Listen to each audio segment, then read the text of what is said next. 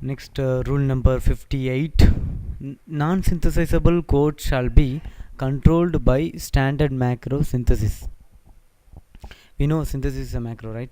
Okay, so if you look at this example, suppose if you are going to use a non-synthesizable assertion, okay, so you group all those things and put it inside this if and def switch, and whenever you are enabling that one, that will be synthesized, otherwise it will not be synthesized. Here we have used if and def, so that means what? If you are defining synthesis, then it will not execute these things. Getting? Several constructs useful for simulation are not supported by synthesis. See IEEE 1364.1 standard for IEEE 1364.1 standard for verilog register transfer synthesis. We know that synthesizable subset, right? In that only particular number of verilog constructs are allowed, right? Then rule number 59. A checker shall create an instance of message service interface class. We know that in VMM checker library we are having VMM log, VMM environment, like that some message interface services are there, right? So from that checker we can call all those things. For example, look at here we have instantiated that VMM log. Getting? VMM log. For that we are assigning these things. Getting this one? So this message service shall be used to issue all messages from the checker instance when the checker is used with a VMM compliant test bench. Getting this one? Suppose if you are using a checker from one checker from the VMM checker library, okay, so in that case if that checker is failed, then we can display our messages using this message service interface class VMM log. Okay, so the VMM log based reporting is part of the messaging task used in the standard checkers and contained in the system verilog standard task.h file. In VMM checker library we will have this system verilog sva underscore standard underscore task.h file. Okay, in that I have defined all those things: VMM log, VMM environment, all these things. Okay, next, rule number 60. The initial identification of the checker instance shall be controlled by the macro assert init message. Initial identification of the checker instance shall be controlled by macro. Yeah, like cover on, assert on, global reset on.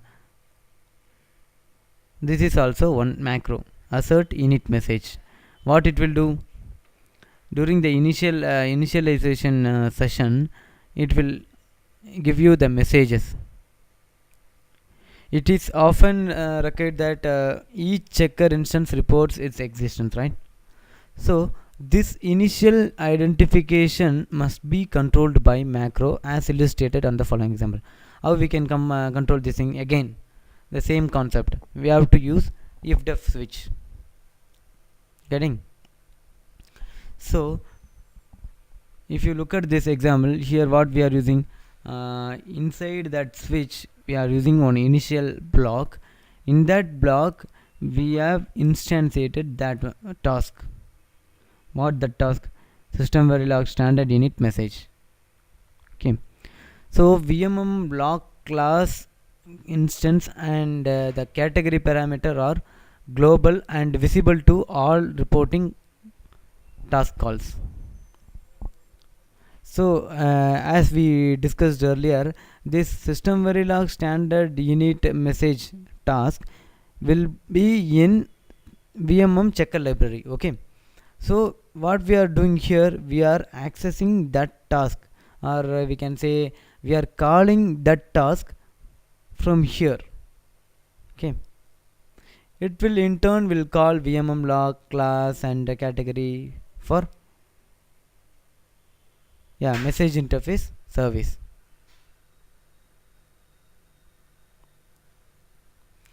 Rule 61: non-synthesizable assertions shall be under the control of macro system verilog checker formal.